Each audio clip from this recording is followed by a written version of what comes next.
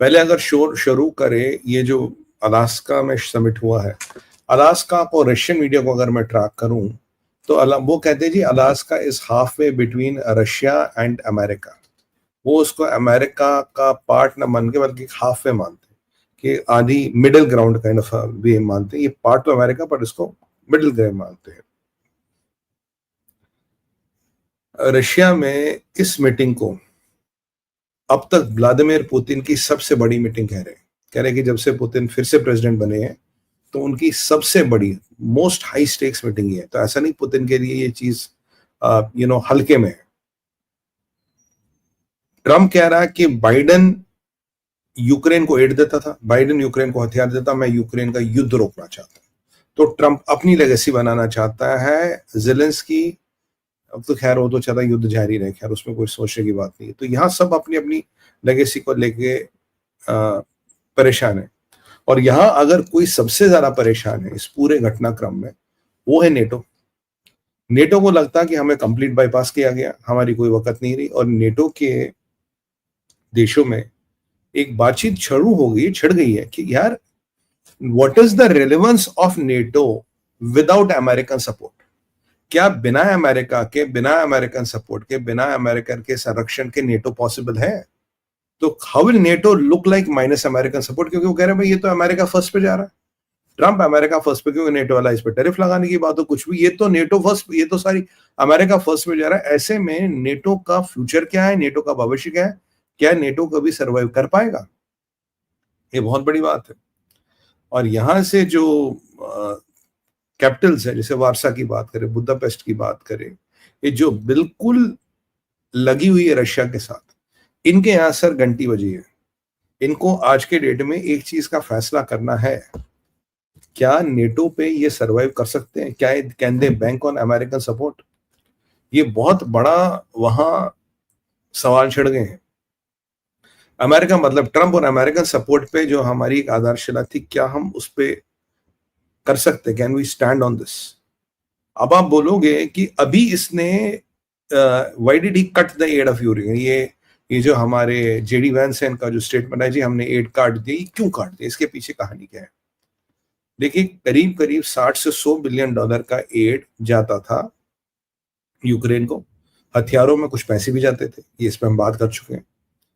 अब इस एड का ऑफिशियली कट होना, इस एड का अमेरिका में ऑफिशियली कट होना का मतलब है, या सस्पेंड होना फिलहाल, कि बैटलफील्ड में आपको हफ्ते भर में किल्लत नजर आई। बैटलफील्ड में आपको हफ्ते भर में यूक्रेनी बेचारे जो है सिपाही, वो मतलब कहते हैं ना, they will be shot like sitting ducks. ये अब अगर उनकी अभी की परिस्थिति में देखो, उनका एम्युनिशन कहिए, उनके स्टॉक पाइल्स कहिए, उनकी सप्लाईज करिए, उनकी आर्टिलरी शेल्स कहिए, हर चीज यूक्रेन की इज एट रॉक बॉटम।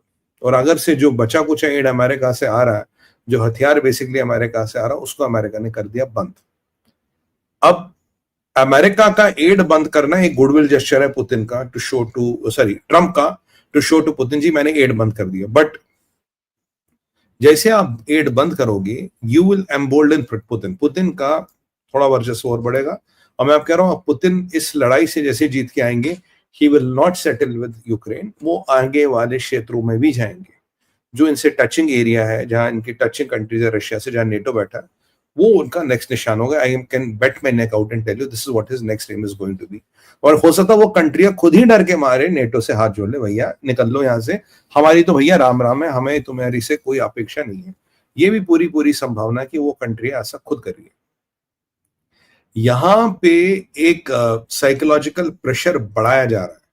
ये जो चीजें हैं अभी, जो मीटिंग से ठीक पहले यूक्रेन का एड काटना, एक साइकोलॉजिकल प्रेशर है यूक्रेन पे, क्योंकि यूक्रेन कह रहा जी, जेलेंस्की कह रहा है कि मैं कोई पीस ट्रीटी नहीं मानता, अगर पीस ट्रीटी में जमीन का सौदा करना, वो ट्रीटी मुझे मंजूर नहीं है, मैं इसको रिजेक्ट करता हूं।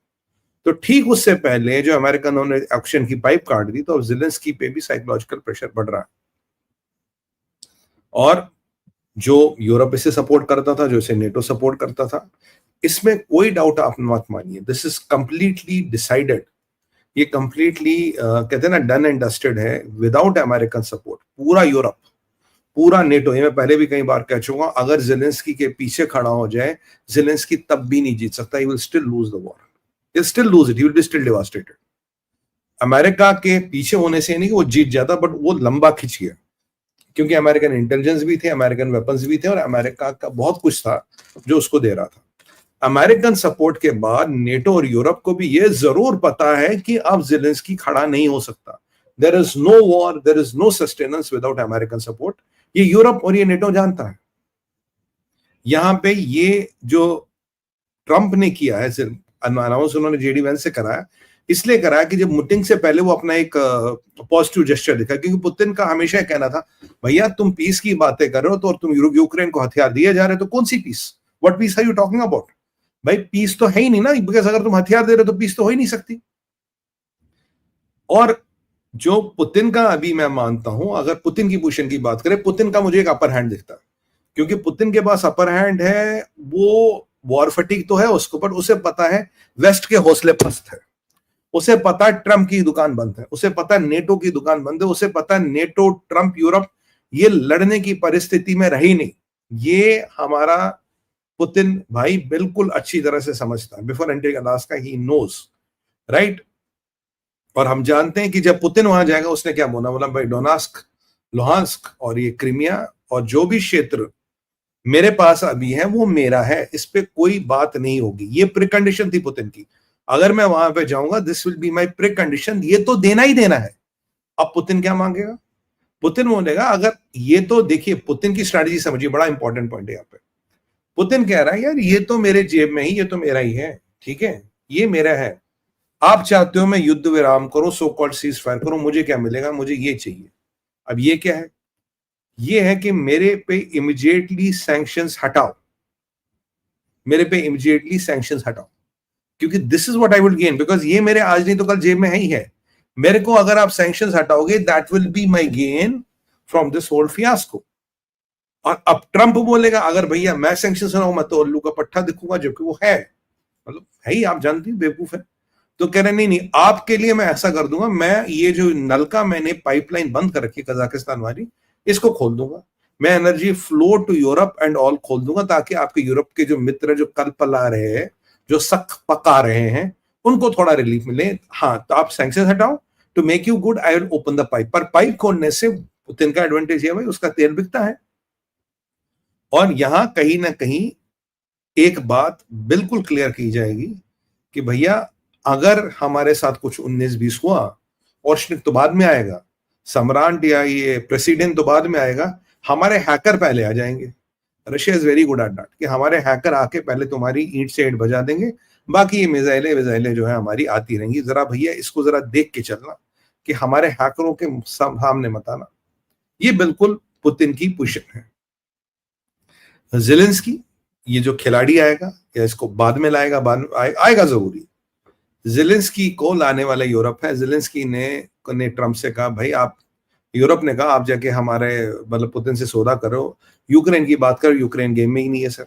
और आप ये हमसे, ये सबसे बड़ा खतरा एलिजिडली जो यूरोप को है वो पुतिन से, और आप हमारी बात ही नहीं सुन रहे, यूरोप की रिप्रेजेंटेशन नहीं. आप कम से कम जेलेंस्की को तो बिठाओ, ऐसा ना लगे ना रशिया ने डोमिनेट कर लिया. तो अगर ये बैठा रहेगा कॉमेडियन, तो एटलीस्ट ये लगा हाँ ये भी बैठा था, इसकी भी कुछ बातचीत हुई, इसने भी कुछ कही, कुछ सुनी, at least for to give him some face. तो सर आप इसको तो बिठा लो अगले. अब जेलेंस्की जो जाएगा, उसकी पहला यूएसपी है, जहां भी जेलेंस्की गया वहां पीस डील नहीं होगी. ये मैं आपको आज कह रहा हूं. अगर जेलेंस्की के हाथ में 5% भी होगा, he will scuttle this peace deal, he will not let this peace deal happen. ये मैं आपको बिल्कुल क्लियर कह रहा हूं, he will not let this peace deal happen. ये जेलेंस्की का यूएसपी है. अच्छा, जेलेंस्की क्या डिलेमा है? या तो भैया तू अभी इज्जत रहते कुछ साइन वाइन कर ले, कुछ डील वील मान ले, वरना हफ्ता 10 दिन 15 दिन में तू पछाड़ा जाएगा, शायद तू मारा भी जाए. तो मतलब या तो आप अभी इज्जत से कहीं वो जनरल नियाजी वाला हाल हो जाएगा जो हमने पाकिस्तानियों का करा था, या तो कागज दस्तखत कर लो, वरना जरूरत ही नहीं पड़ेगी कुछ दिनों बाद. तो Zelensky might want to take this, but Zelensky की समस्या ये है, यूक्रेन में उसने एक ऐसी हवा बना रखी है कि land for piece is not negotiable. मर जाएंगे पर जमीन नहीं देंगे, ये उसने यूक्रेन में हवा बना रखी है. मर जाएगा यूक्रेन पर जमीन नहीं देगा। इस कारण उसने कई सारे यूक्रेनियों की बलि चढ़ा दी, कई सारे यूक्रेनियों को मरवाने का काम उसने किया है।